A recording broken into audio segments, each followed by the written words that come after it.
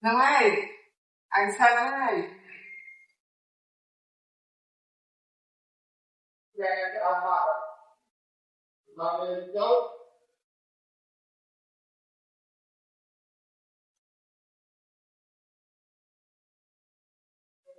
Mai mà hơn ta. Tục bên ta nó teo ta cồn. ra tay làm đi thật mình Chăm ở tay chăm pẹ. Nhà mai sân tử. mà tụi ngay ảo Ê. Luôn. Từ cái. Từ đi này nó quánh hả? Ở đây cho tao không luôn. Rồi mình cầm khi. Này cho tao cái này. Nhìn cho tay nhìn tôi. Tất là môn dê luôn. Môn dê chanh. Ông mày à cho cô Vậy mà anh nói ra đi ra. ở cơn nữa thường phạt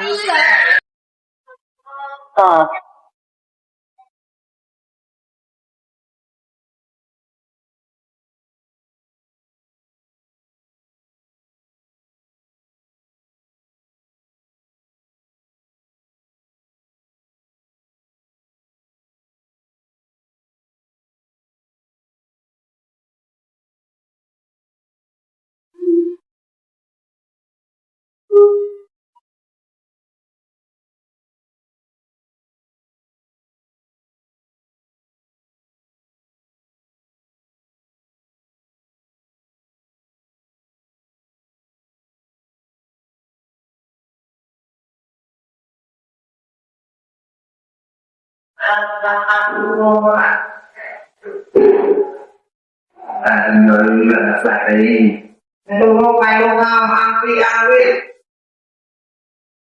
cái ông dùng này cái chung của mày đây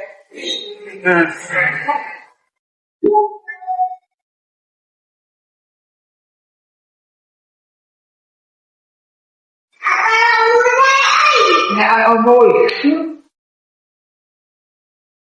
anh đi trên lục bò cục bò này lục bò anh đi hẹn tiền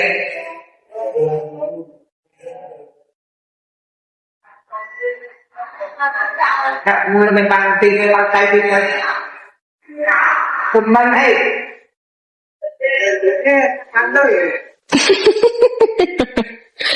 Suatu ông dân ăn này thì hẹn ăn hay so với hơi không nào không phải nuôi bò là cái con nó cứ tặng như vậy được ok tặng đi lên mà Nam mô ta sa ga la ta ta ma ta.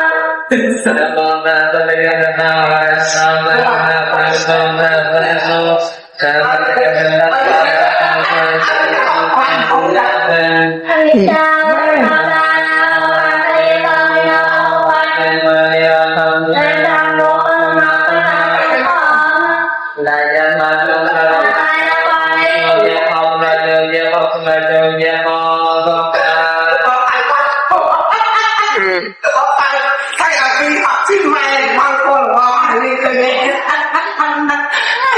anh chắc có cái rồi phải phạt tay không đang không phạt tay mà từ cái mai cứ buồn mà để dia quan pha đi về cho dòng ta về lo cam hay đi ta ta đi quan ta na này tao đang để nói nhang thôi cho nhang ta về quan ta là thế là ta cái là thật thật ngô hoặc bỏ lục mình mất đấy á rồi